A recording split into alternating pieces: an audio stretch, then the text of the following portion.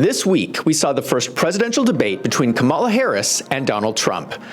I've reviewed it several times, and I've noticed a few things that I don't hear anyone talking about in the mainstream media. We're going to cover the top 10 things you may have missed from the presidential debate.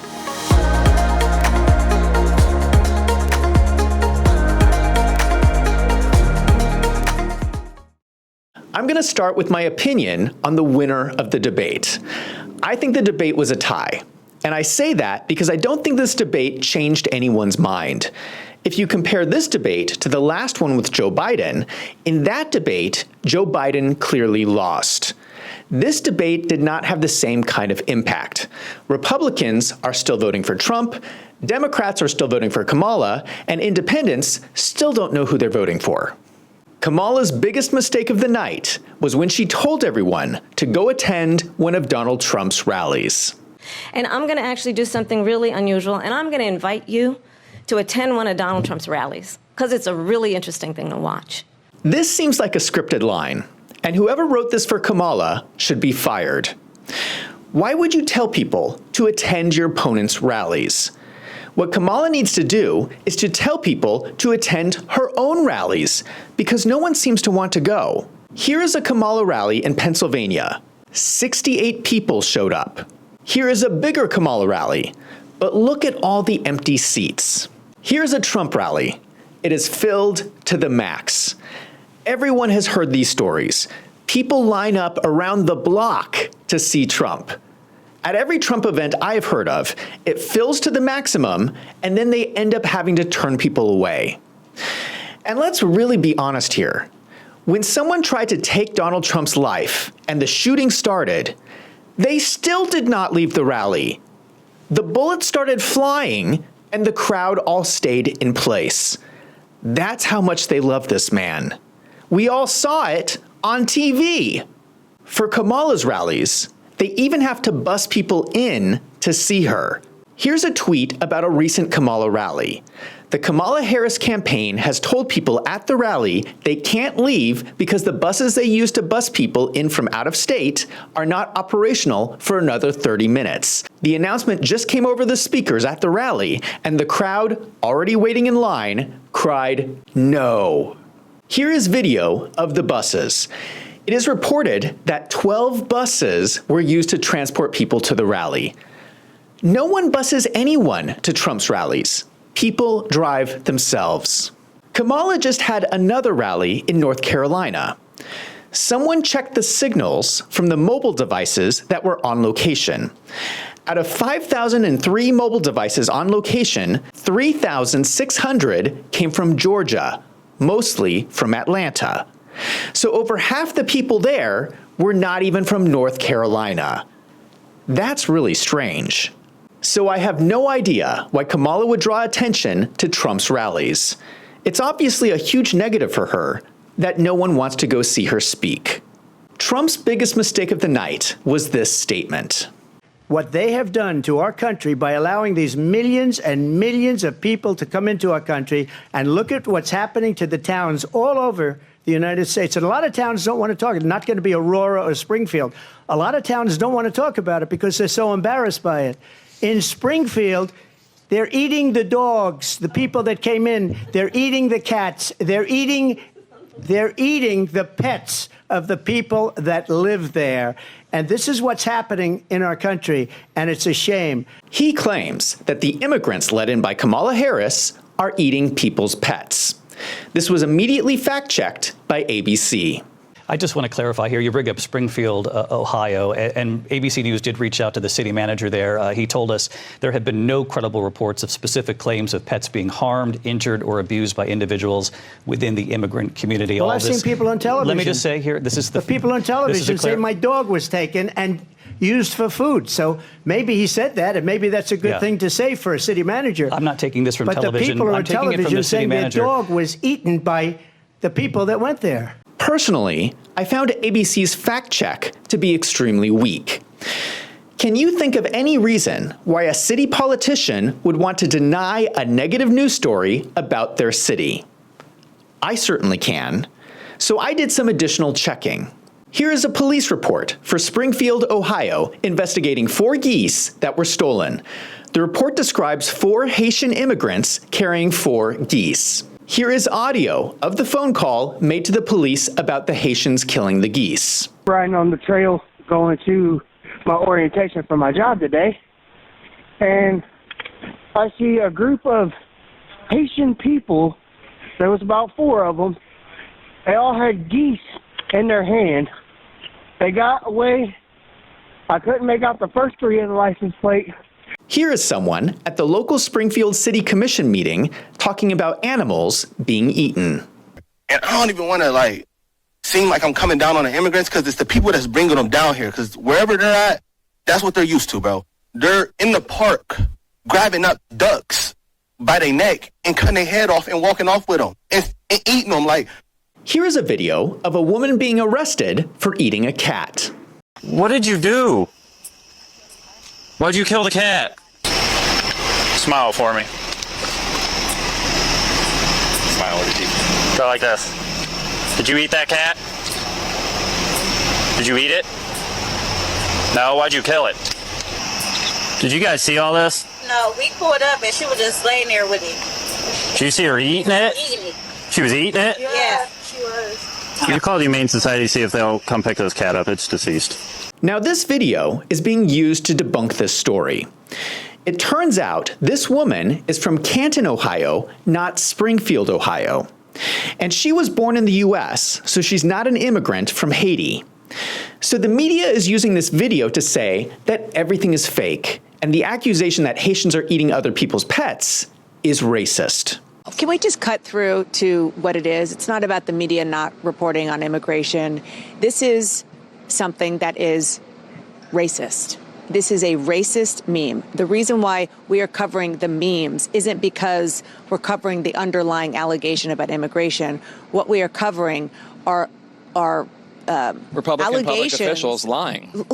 But lying also suggesting that people of color are eating your pets. That's racism. I'm not so sure. It seems to me like something is going on. Is this woman part of the Haitian community? Canton is really not that far away from Springfield. Is she practicing Haitian voodoo rituals? Why is no one asking these questions? Here is J.D. Vance talking about the issue after the debate.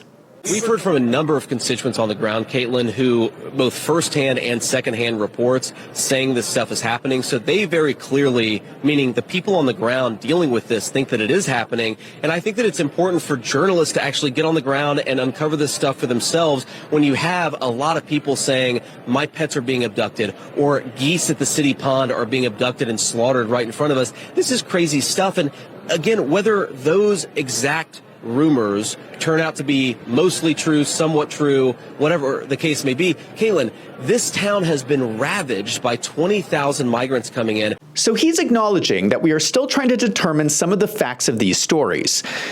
But it seems like something's going on.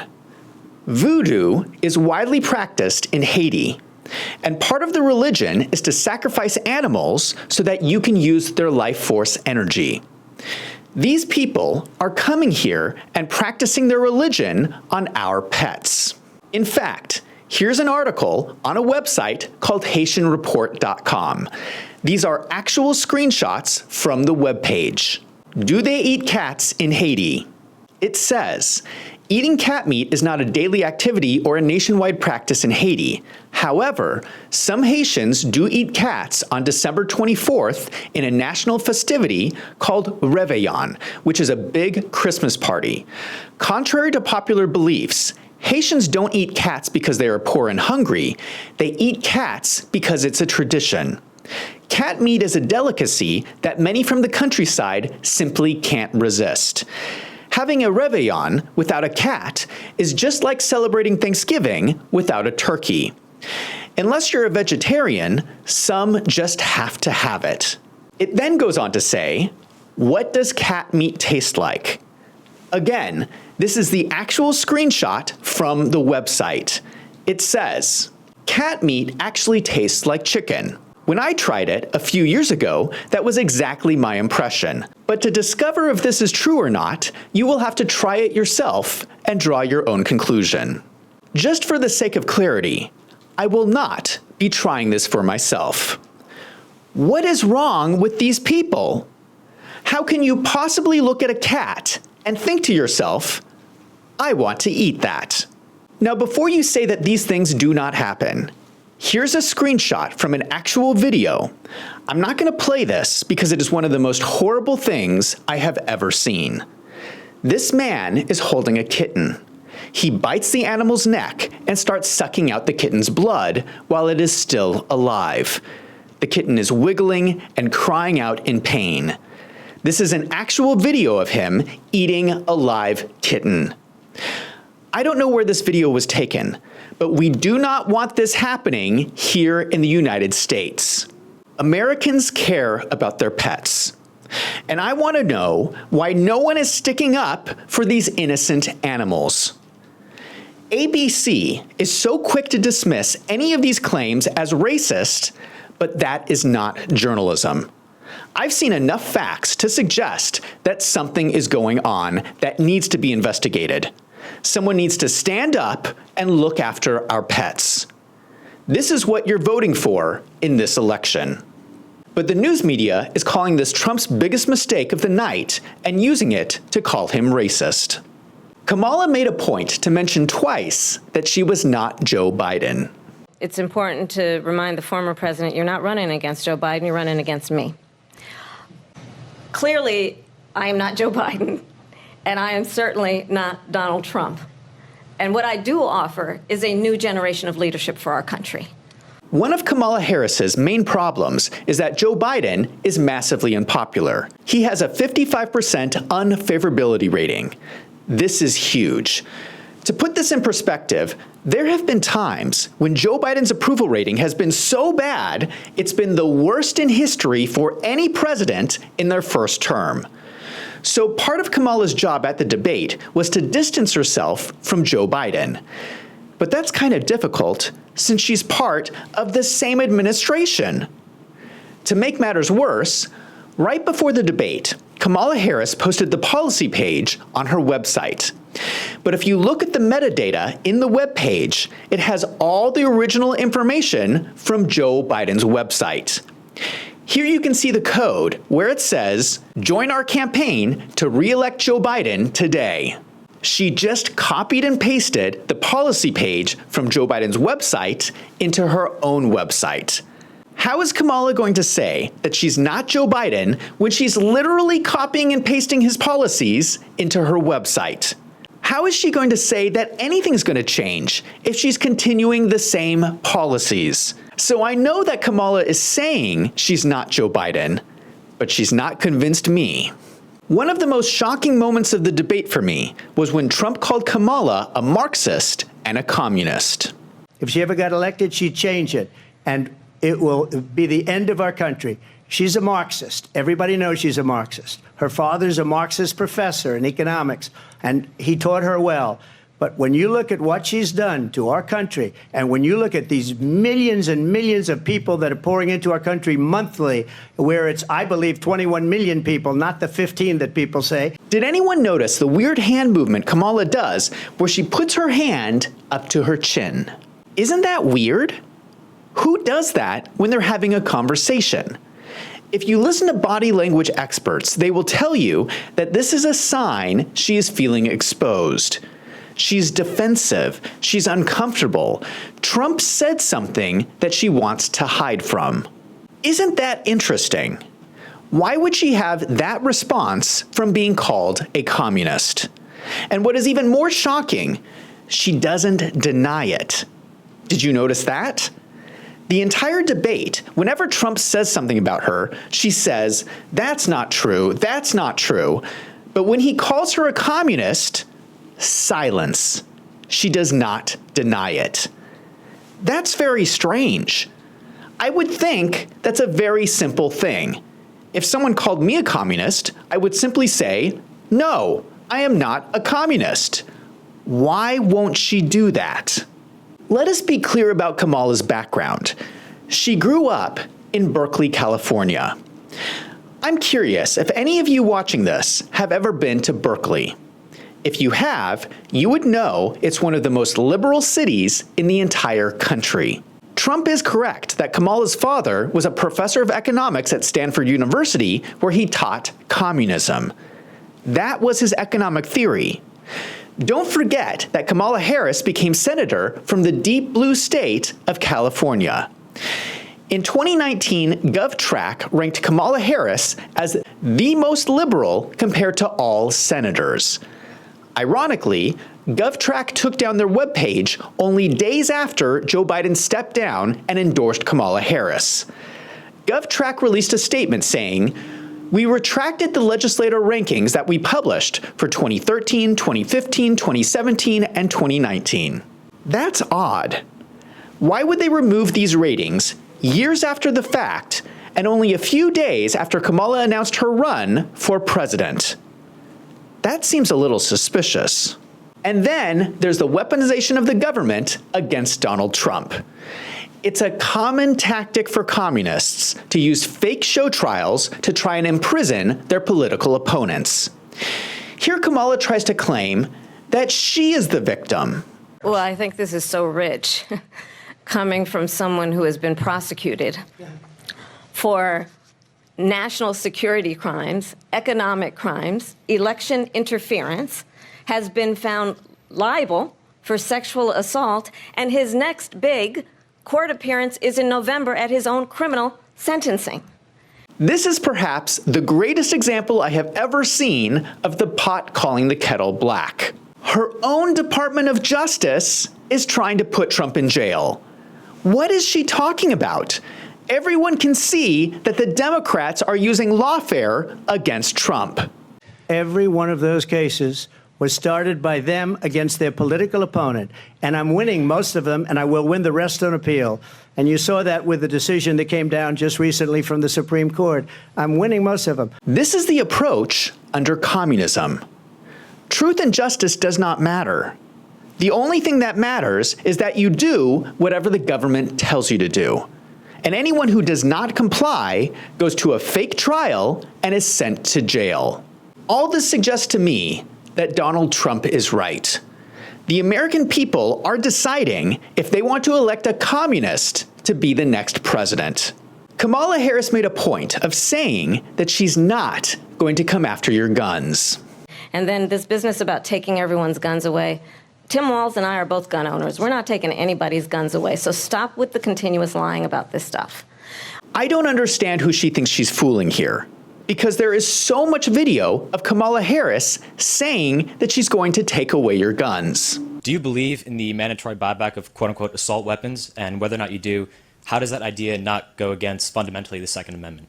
Yeah, great question. I do believe that we need to do buybacks, and I'll tell you why. So, one, I'll tell you, when elected president, if the United States Congress continues to fail to have the courage to do something about this, I'm prepared to take executive action and put in place a ban on the importation of assault weapons into our country. But we still have to deal with the over 2 million assault weapons that are currently in the streets of America. I support buybacks, and I think that, look, we have 5 million assault weapons on the streets of America, and we have 5 million assault weapons on the streets of America. And it's something I'm so passionate about and so looking forward to being president to address. We've got to deal with this. How mandatory is your gun buyback program? It's mandatory. Second Amendment? The Second Amendment, listen, we're going to have to do it the right way. There's no question about that. But we don't have any, we have to get these guns off the street. Biden saying there's no constitutional authority to issue that executive order when they say, I'm going to eliminate assault weapons, saying you can't do it by executive order any more than Trump can do things when he says he can do it by executive order. Does the vice president have a point there? Some things you can, many things you can't. Let's let the senator answer. Well, I mean, I would just say, hey, Joe, instead of saying no, we can't, let's say yes, we can. Let's be constitutional. We got a constitution. And yes, we can. Let me just repeat Kamala's position. She is passionate about taking away people's guns, more radical than Joe Biden even. Joe Biden tells her she has to follow the Constitution. She says she intends to ignore the Constitution and sign an executive order and then start taking away people's guns. This is extremely scary. We just talked about her being a communist. This is how communism works. First they take away your guns, then they take away your property, and then they send everyone to go live on work camps. That's how it happened in China. That's how it happened in Russia. And millions of people died from starvation in those work camps. I really don't understand how people are supporting this. I hope you like living in the work camps. It's really concerning to me that Kamala Harris is obviously lying in this debate over her position on guns. Why is she lying about this? Foreign policy was probably the topic where Kamala Harris did the worst in the debate. She made some really wild claims about China. But what Donald Trump did, let's talk about this, with COVID, is he actually thanked President Xi for what he did during COVID. Look at his tweet. Thank you, President Xi, exclamation point, when we know that Xi was responsible for lacking and not giving us transparency about the origins of COVID. Is she honestly saying that Donald Trump is the candidate that is friendly with China? We've all seen the news that the Bidens have taken millions of dollars from China. We've all seen the news that Kamala's vice president, Tim Walz, has been to China roughly 30 times. As recently as this year, Tim Walz met with CCP Consul General Zhao Jing.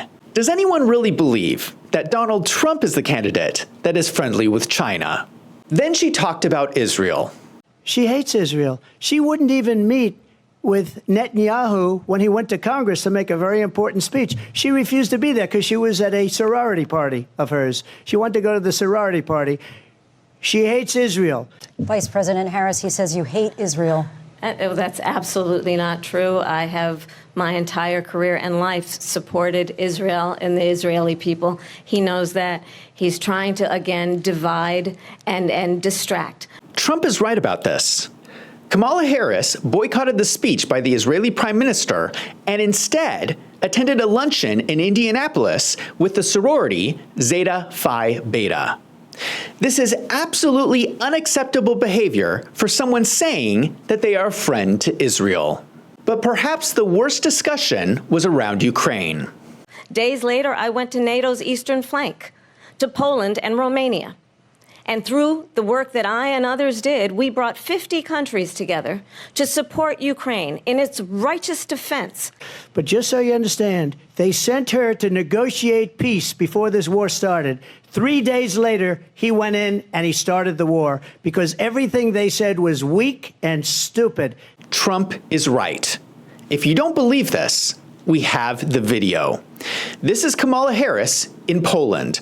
Listen carefully, because it sounds to me like she is saying a word salad.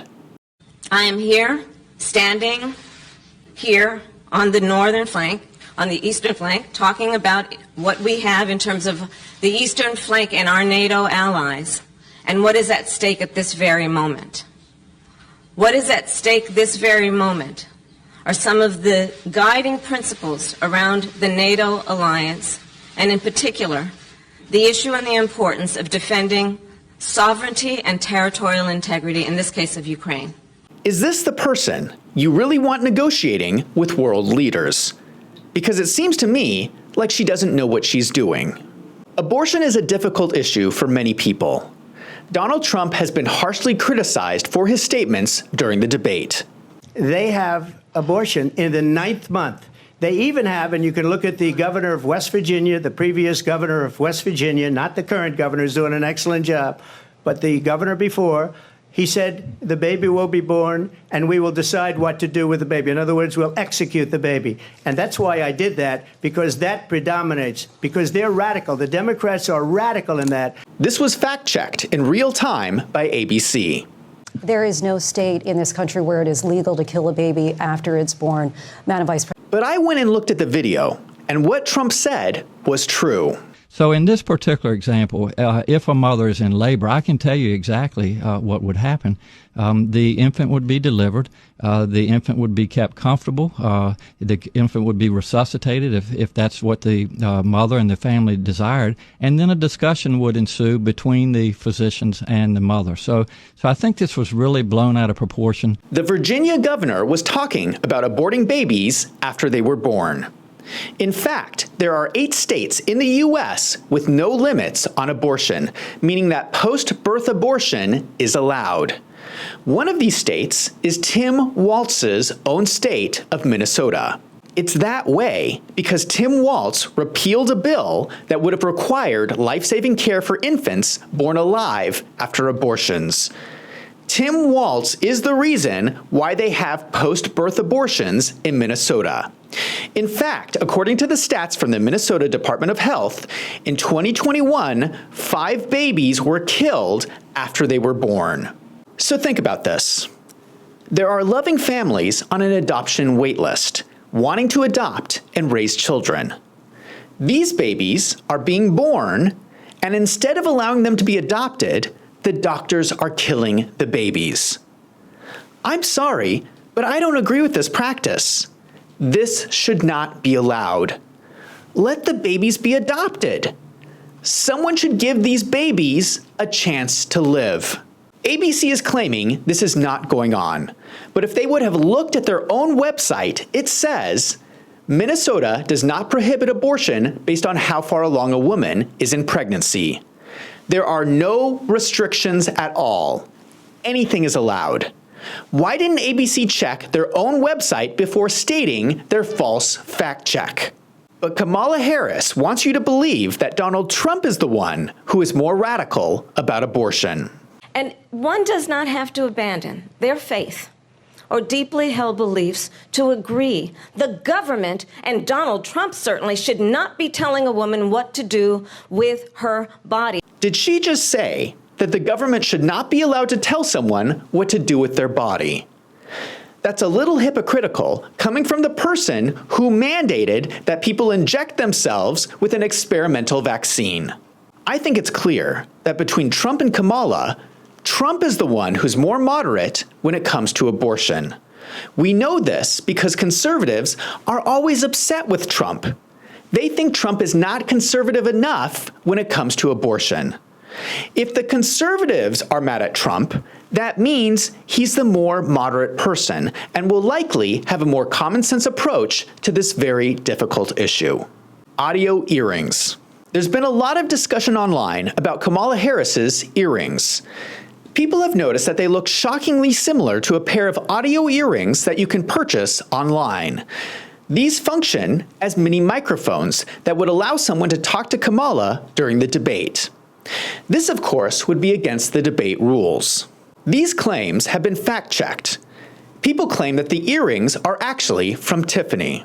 To add a new wrinkle to this controversy, the company that sells the audio earrings has actually released a statement saying, "We do not know whether Mrs. Harris wore one of our products. The resemblance is striking, and while our product was not specifically developed for the use at presidential debates, it is nonetheless suited for it." So I've looked at both of these images. I don't know. They look like the audio earrings to me. But what do you think? Do you think that the CIA would implant a microphone inside Kamala's earrings in order to tell her what to say? That's a pretty bold statement. That would mean that the Democrats are big cheaters. You have to ask yourself the question, do you think that the Democrats would cheat so badly during an election? And finally, the biggest takeaway from the debate was with the ABC moderators. They were extremely unfair and biased. Out of everything during the debate, this is the issue that most people are talking about online. ABC was horrible. Donald Trump was fact-checked 5 times by the moderators, and Kamala Harris was not fact-checked once. Donald Trump was challenged on his responses, while Kamala was given easier questions. Just to give you a sense of this, it would have never happened if Nancy Pelosi and the mayor of Washington did their jobs. I wasn't responsible for security. Nancy Pelosi was responsible. She didn't do her job. The question was about you as president, not about former Speaker Pelosi, but I do want Vice President Harris to respond here. Trump answers the question by calling out Nancy Pelosi, and the moderator stops him from responding and says, "Next question." Here's another moment. This is the one that weaponized, not me. She weaponized. I probably took a bullet to the head because of the things that they say about me. They talk about democracy. I'm a threat to democracy. They're the threat to democracy with a fake Russia investigation We do have a lot that went nowhere. We have a lot to get to. Lindsay? As soon as Trump starts talking about the attempt on his life, the moderators stop him and move on, saying, "We have a lot to get to." This seems to be kind of a big issue that people want to hear about. Why wouldn't they let Trump talk about the attempt on his life? Moderators are supposed to be unbiased. They're supposed to allow the candidates to discuss their issues, not try to influence the outcome of the debate. I guess we should not have been so surprised about this. Leading up to the debate, statistics from the Media Research Center found that ABC was the most biased of the big three news outlets, with 100% positive coverage for Harris and 93% negative coverage for Trump. We see this negative coverage on all the major news stations. Here's the analysis on CNN, where they found that Kamala Harris only made one false claim during the debate. I think you can tell from the evidence in this video alone that she made many more false claims than just one. Why is everyone in the news media out to get Trump? I think that people are starting to see through the fake news and make up their own minds. Just to show you how biased this debate was, remember when I told you that Kamala Harris did not attend the speech by the Prime Minister of Israel because she went to a sorority event? Guess who is the sorority sister of Kamala Harris? The debate moderator for ABC, Lindsay Davis. Here she is talking about being Kamala's sorority sister. Lindsay Davis, Robin Roberts is right. It's a sorority thing. I don't understand it all. So you have to explain it to everybody. Sure. You're a sorority sister of Kamala Harris. Right. Well, you know, pearls are a symbol of Alpha Kappa Alpha Sorority Incorporated, which she pledged while she was at Howard University. And the strand of pearls is symbolic of the unity and the sisterhood. OK, but on this day, there's actually a Facebook page of women who say wear pearls on January 20th, 2021. And hundreds of thousands of women are apparently wearing pearls in support of her. But it gets worse. A top Disney executive named Dana Walden oversees ABC News. Did you know that Dana Walden introduced Kamala Harris to her current husband? They're all friends. Dana Walden has donated to Kamala Harris's campaigns since at least 2003. And last year, in 2023, she donated $20,000 to support President Biden and the Democrat Party. That seems like a pretty big conflict of interest to me. In addition, a whistleblower has come forward from ABC. This was posted on Thursday by someone on Twitter named Black Insurrectionist. This is someone who has a history of being right about things. He claims he has been provided an affidavit from a whistleblower. He says, the affidavit states how the Harris campaign was given sample questions, which were essentially the same questions that were given during the debate, and separate assurances of fact-checking Donald Trump and that she would not be fact-checked. If this is true, ABC has committed a massive fraud against the American people, and they should not be allowed to host a presidential debate ever again. And they should be prosecuted for election interference. Again, I haven't seen the whistleblower's statement, so I can't verify if it is true, but this is a developing story. To be fair, ABC has released a statement denying these allegations. ABC did an investigation on themselves and determined that they did nothing wrong. It is up to you to decide whether you think that ABC should be a trusted name in news. Those are my top 10 things you may have missed during the presidential debates. There was many more things we could have talked about, but those were my top 10. If there's anything I missed, go ahead and leave a comment down below. Let me know what you think. And if you like this video, don't forget to hit that subscribe button so you don't miss out on future videos. Quick update on the channel because scary stuff is going on. You may have heard that YouTube has been cracking down on censorship. Several YouTubers have been permanently banned. Over the last month, many of my videos have been getting demonetized. I did a video on the chaos on England, that was demonetized. I did a video on the attempt on Trump's life, that was demonetized. I did a video on the prisoners in DC, that was demonetized. I did a video exposing the history of Kamala Harris. That was completely banned from YouTube, and you can only see it on Rumble and Twitter. So it's like YouTube is going through each one of my videos one by one and demonetizing them. This has been pretty difficult, but I keep working to put out the truth. If you like these videos and want to support the channel, consider becoming a channel member. For $6 a month, you can help me to keep putting out these videos. I know I've said this before, but I need to give a big thank you to all the channel members because your support has helped me to keep going through this tough time. I'm Zach from Wolves in Finance. Thank you for watching.